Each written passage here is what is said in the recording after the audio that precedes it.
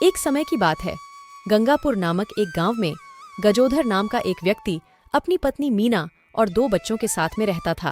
अजी सुनते हो, आप तो देख ही रहे हैं कि गर्मी कितनी ज्यादा बढ़ती जा रही है और हमारे इस छोटे से घर में तो गर्मी इतनी ज्यादा लगती है कि मेरा तो यहाँ सांस लेना भी मुश्किल हो गया है। अरे हाँ भाग्यवान, बात तो तुम सही कह रही हो, लेकिन इस गर्मी से बचने के लिए हम कर भी क्या सकते हैं।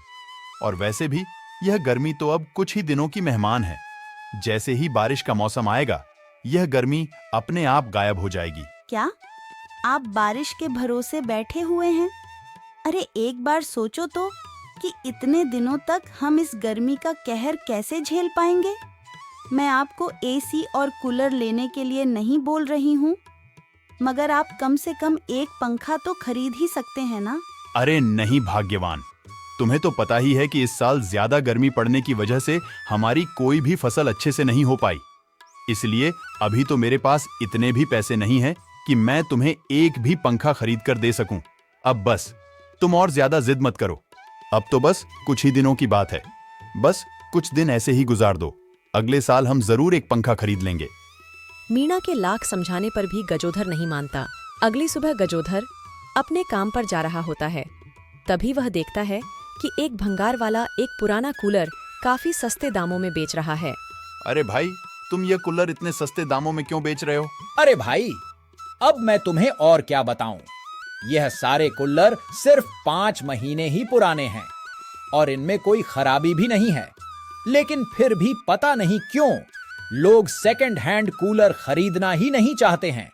बस इसीलिए मैंने इनके दाम सस्ते कर दिए हैं ताकि इनको फटाफट बेचकर अपना घर जा सकूं।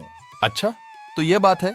तो बताओ कि इस कूलर को तुम कितने में बेचोगे? अरे भाई, वैसे तो मैं इन्हें 1500 में बेचता, लेकिन तुम मेरे पहले ग्राहक हो, इसलिए मैं तुम्हें 1000 में ही यह कूलर दे दूंगा।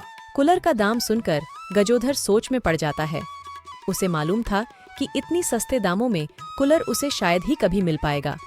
लेकिन इस समय गजोधर के पास उस कूलर को खरीदने के लिए 1000 रुपया भी नहीं था। लेकिन तभी गजोधर को एक आइडिया आता है। इसके बाद गजोधर उस भंगार वाले को वहीं रुकने बोलकर सीधे गांव की सेठ के पास चला जाता है। अच्छा, तो तुम्हें 1000 रुपये चाहिए? हाँ सेठ जी, आप मुझे बस अभी 1000 रुपया दे दें। मैं आपसे वादा करता हूँ कि 1 महीने के अंदर मैं आपका सारा पैसा चुका दूंगा। चलो ठीक है, मैं तुम्हें 1 माह के लिए 1000 रुपये देता हूं।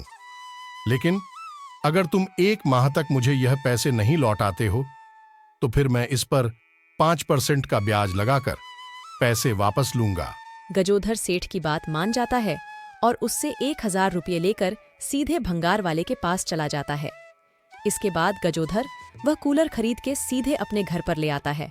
कूलर देखकर उसकी पत्नी और बच्चे बहुत ही ज्यादा खुश हो जाते हैं। अजी मैं तो आपको बस पंखा लाने बोल रही थी, मगर आप तो कूलर ही ले आए। अरे भाग्यवान, मैं तो बस अपने काम पर जा रहा था, लेकिन तभी मैंने देखा कि एक भंगार वाला काफी सस्ते दामों में यह कूलर बेच रहा था, तो मैंने भी सोचा कि क्यों ना इस मौके का फायदा उठा लिया जाए। इस तरह से गजोधर मालती को सारी बातें बता देता है। धीरे धीरे गजोधर के कूलर लेने की खबर पूरे गांव में फैल जाती है। एक दिन नेहा अपने पति मोहन से कहती है, अजी, आज हमारे घर पर मेहमान आने वाले हैं। अब उन्हें हम इस गर्मी में थोड़े ही रख सकते हैं।